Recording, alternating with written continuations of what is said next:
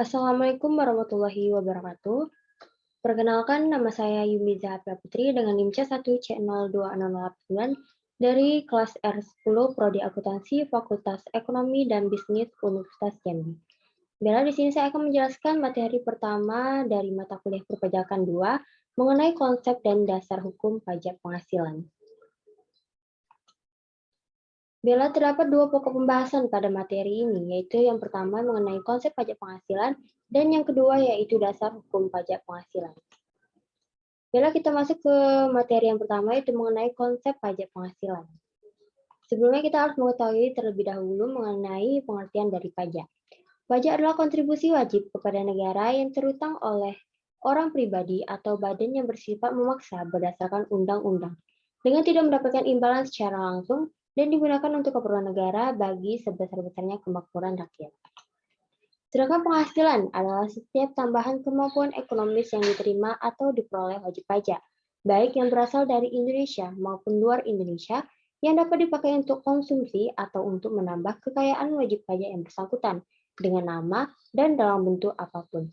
Jadi dapat disimpulkan bahwa pajak penghasilan atau singkatannya yaitu PPH adalah pajak yang dikenakan kepada orang pribadi atau badan atas penghasilan yang diterima atau diperoleh dalam suatu tahun pajak.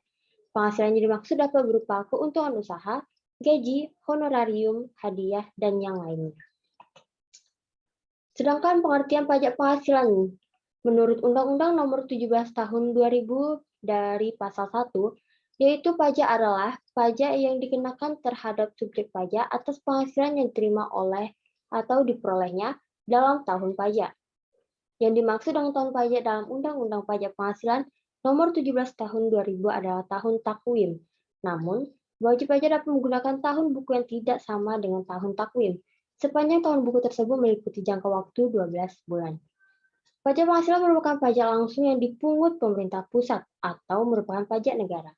Sebagai pajak langsung, maka pajak penghasilan tersebut menjadi tanggungan wajib pajak yang bersangkutan, dalam arti bahwa pajak penghasilan tidak boleh dilimpahkan kepada pihak lain atau dimasukkan dalam kalkulasi harga jual maupun sebagai biaya produksi.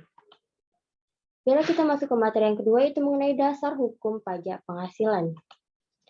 Dasar hukum untuk pajak penghasilan adalah Undang-Undang Nomor 7 Tahun 1983. Kemudian mengalami perubahan berturut-turut, yaitu dimulai dari Undang-Undang Nomor 7 Tahun 1991, kemudian berubah menjadi Undang-Undang Nomor 10 Tahun 1994. Kemudian berubah lagi menjadi Undang-Undang Nomor 17 Tahun 2000, dan diakhiri dengan perubahan Undang-Undang Nomor 36 Tahun 2008 yang dipakai sampai saat ini. Ada 7 poin penting dalam perubahan Undang-Undang Pajak Penghasilan, yaitu sebagai berikut. Yang pertama yaitu pemberian natura atau kenikmatan dapat dibiayakan dan merupakan penghasilan bagi penerima. Namun terdapat natura atau kenikmatan tertentu yang bukan penghasilan, yaitu 1. Penyediaan makan atau minum bagi seluruh pegawai. Yang kedua yaitu natura di daerah tertentu. Yang ketiga natura karena keharusan pekerjaan. Kemudian yaitu bersumber dari APBN atau APBD. Dan yang terakhir yaitu natura jenis dan batasan tertentu. Sedangkan poin yang kedua yaitu bagi orang pribadi yang memiliki kegiatan usaha dan menghitung PPh dengan tarif final 0,5% sesuai peraturan pemerintah nomor 23 tahun 2018 atas peredaran bruto sampai dengan 500 juta rupiah tidak dikenakan pajak. Selanjutnya itu poin penting dalam perubahan undang-undang. Yang nomor 3 yaitu penyusutan bangunan atau amortisasi aset tidak berwujud dengan masa manfaat melebihi 20 tahun. Kini dapat dilakukan sesuai masa manfaat berdasar pembukuan wajib pajak.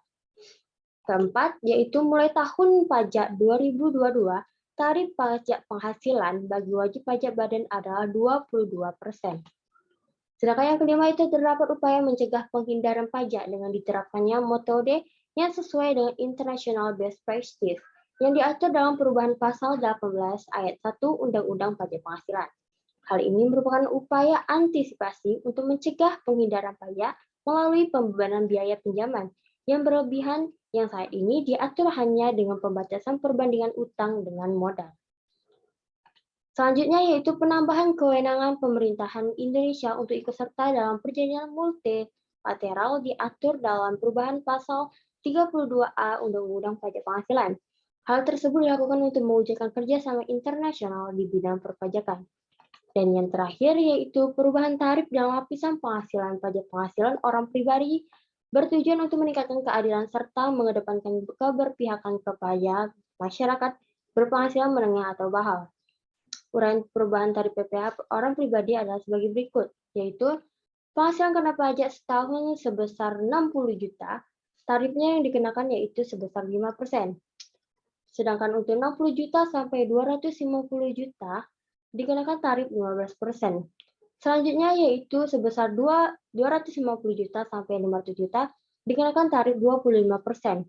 500 juta sampai 5 miliar, dikenakan tarif 30%. Dan jika penghasilan kena pajak setahun itu melebihi 5 miliar rupiah, maka akan dikenakan tarif 35%. Baiklah, sekian presentasi saya pada hari ini.